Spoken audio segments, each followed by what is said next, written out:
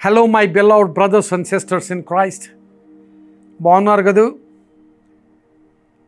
మీ క్షేమం కోసం, మీ ఆశీర్వాదం కోసం దినదినము మేము ప్రార్థన చేస్తూ మీరు దేవుని సన్నిధిలో పురికొల్పు పొందాలని, గొప్ప నిరీక్షణ పొందుకోవాలనే ఆశతో ఈ హోప్ ఫర్ టుడే సందేశాలు ప్రతిదినం మీకు అందిస్తున్నాం.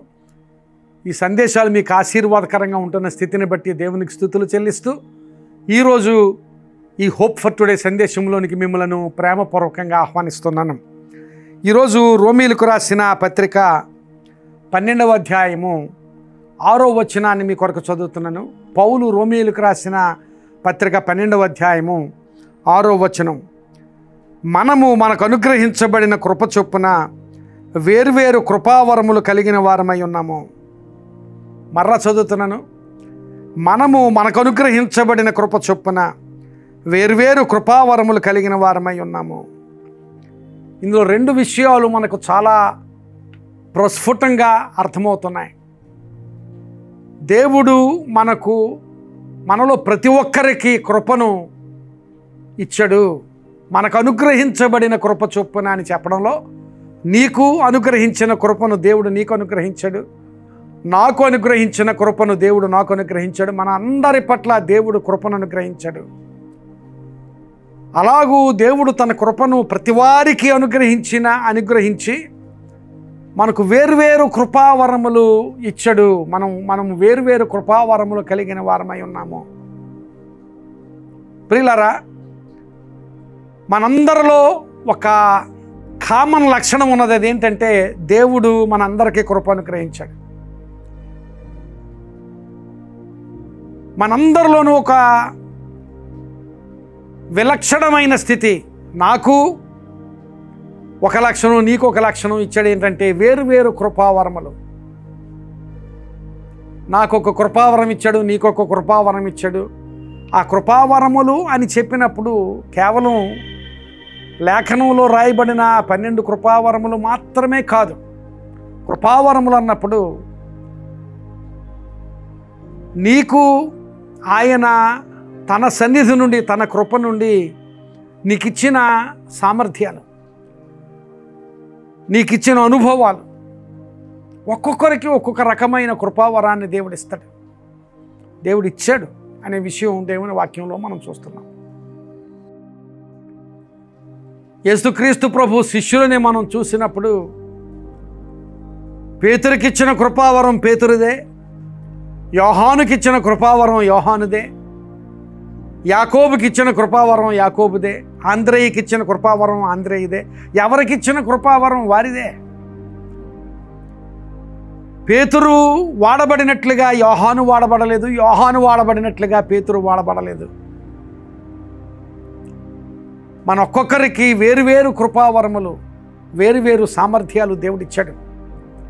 మన సామర్థ్యం చెప్పిన దేవుని సన్నిధిలో మనం క్రియ జరిగించి ఆశీర్వాదకరమైన బ్రతుకులు బ్రతకాలని దేవుని వాక్యం మనల్ని నడిపిస్తోంది. పాత నిబంధన కాలంలో ఏలీయా భక్తుడు గొప్ప పరిచర్య చేశాడు, గొప్ప ప్రవక్త. ఆయన శిష్యుడు ఎలీషా కూడా గొప్ప ప్రవక్తగా పాత నిబంధన కాలంలో వర్ధిల్లాడు. ఏలీయా గొప్ప ప్రవక్తే, ఆయనకి కృపావరం ఇచ్చాడు దేవుడు.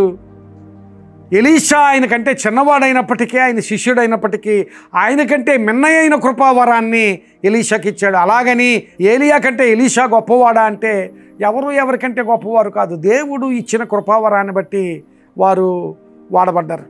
కనుక దేవుడు ఎవరెవరికి ఎలాంటి కృపావరం ఇచ్చాడో, ఎవరెవరికి ఎలాంటి సామర్థ్యం ఇచ్చాడో ఆ సామర్థ్యాన్ని బట్టి దేవుని సన్నిధిలో మనం బ్రతకాలి, దేవుని సన్నిధిలో మనం కార్యాలు చేయాలి. అలాగే మనము వ్యక్తిగతంగా ఆశీర్వదించబడాలి. క్రైస్తవ సంఘానికి, సమాజానికి మనం ఆశీర్వాదకరంగా ఉండాలి. దేవుడు మనకు అనుగ్రహించిన కృప కామన్గా అందరికీ అనుగ్రహించాడు. నాకు, నీకు, విశ్వసించిన వారందరికీ ఆయన కృపను అనుగ్రహించాడు. అయితే ఆయన కృపావరములు అంటే మనకిచ్చిన సామర్థ్యాలు వేరువేరుగా ఉంటాయి. ఒక్కొక్కరు సంఘంలో ప్రసంగించగలరు, ఒక్కొక్కరు వ్యక్తిగతంగా ఒక్కొక్కరితోనూ మాట్లాడి వ్యక్తులను వ్యక్తిగతంగా మాట్లాడి దేవుని దగ్గరికి వారిని నడిపించగలరు. ఒకరి కృపావరం ప్రసంగించే కృపావరం అయితే మరొకరి కృపావరం వ్యక్తిగతంగా మాట్లాడి వ్యక్తులను దేవుని కొరకు పట్టుకునే కృపావరం. ఒకరిని చిన్నపిల్లలను దేవుని సన్నిధిలో పెంచే కృపావరం అయితే మరొకరికి యవనస్తుల మధ్య వాడబడే కృపావరం. ఇలాగూ ఎన్నెన్నో కృపావరాలు.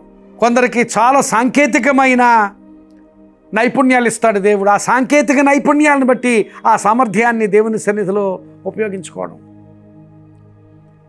దేవుడు నీకు ఏ సామర్థ్యం ఇస్తే ఆ సామర్థ్యాన్ని దేవుని సన్నిధిలో వినియోగించడం. ఆ మాటలో నువ్వు గ్రహించవలసింది ఏమిటంటే, నీవు ప్రత్యేకమైన వాడవు, ప్రత్యేకమైన దానవు. దేవుడు నిన్ను ప్రత్యేకమైన వాడిగా, ప్రత్యేకమైన దానిగా చేశాడు. ఆయన వేరువేరు కృపావరములు మనకిచ్చాడు. నాకొక కృపావరం, నీకొక కృపావరం. మనకిచ్చిన సామర్థ్యాలు ఒక్కొక్కరికి ఒక్కొక్క సామర్థ్యం ఇస్తే ఆ సామర్థ్యాన్ని బట్టి మనం దేవుని సన్నిధిలో బ్రతకాలి, దేవుని సన్నిధిలో పని చేయాలి. అలా చేసి ఆశీర్వదించబడడం దేవుని ఉద్దేశమైంది. ప్రియులారా, ఈ దినాన్ని ఈ మాటలు వింటున్న నీవు దేవుని సన్నిధిలో ఎలాంటి కృపావరాన్ని నీవు కలిగి ఉన్నావో. కొంతమంది మంచి ఆర్గనైజర్స్గా ఉండగలరు, నిర్వహణ సామర్థ్యం ఉంటుంది. అలాంటి వారు నిర్వహణలోనే. కొంతమంది రకరకాల పరిచర్యలు చేయగలరు. ఒక రకమైన పరిచర్య కాదు, రకరకాల పరిచర్యలు చేయగలరు. అలాంటి పరిచర్యల్లో వాడబడ్డారు. దేవుని సన్నిధిలో సంఘంలో ఉన్న ప్రతి విశ్వాసి ఏదో విషయంలో వాడబడాలనేది దేవుని చిత్తం. వేరువేరు కృపావరములు ప్రతి ఒక్క విశ్వాసికి అనుగ్రహించాడు. ఈ దినాన్ని నీకు దేవుడు నీకు ఇచ్చిన సామర్థ్యం ఏమిటో నీవు గుర్తెరిగి నీవు పరిశీలించుకోవాలి, ఆలోచించుకోవాలి. నాకే కృపావరం దేవుడిచ్చాడు, ఏ సామర్థ్యాన్ని దేవుడిచ్చాడు. ఆ సామర్థ్యాన్ని దేవుని సన్నిధిలో నీవు గుర్తెరిగి ఆ సామర్థ్య ప్రకారం బ్రతికి నీవు ఆశీర్వదించబడి ఇతరులకు ఆశీర్వాదకరంగా ఉండడం అనేది దేవునికి మహిమ. అలాంటి దేవునికి మహిమకరంగా జీవించి నీవు ఆశీర్వదించబడు, ఇతరులకు ఆశీర్వాదకరంగా ఉండు, దేవునికి మహిమను తీసుకొని వచ్చి అలాంటి స్థితిలో నీ జీవితం కొనసాగితే నీ జీవితం ధన్యం.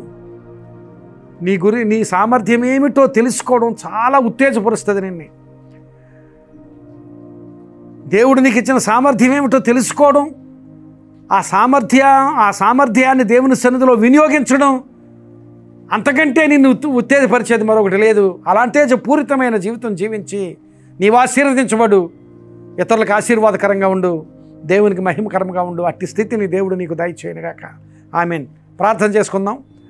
కృపగలిగిన మా తండ్రి పరిశుద్ధుడా, ఈ మాటలు విన్నవారందరూ నీకు మహిమకరంగా బ్రతకగలిగేటట్లు, అనేక మందికి ఆశీర్వాదకరంగా ఉండగలిగేటట్లు, వారి జీవితాల్లో వారు ఆశీర్వదించబడేటట్లు, వారికి నీవిచ్చిన కృపావరాన్ని లేక నీవిచ్చిన సామర్థ్యాన్ని గుర్తెరిగి బ్రతకగలిగేటట్లు, ఇతరులకు ఆశీర్వాదకరంగా ఉండగలిగేటట్లు నీ కృపను దయచేసి ఆశీర్వదించమని, అట్టి స్థితి ఈ మాటలు విన్నవారందరికీ దయచేయమని యేసునామమున అడుగుచున్నాను తండ్రి.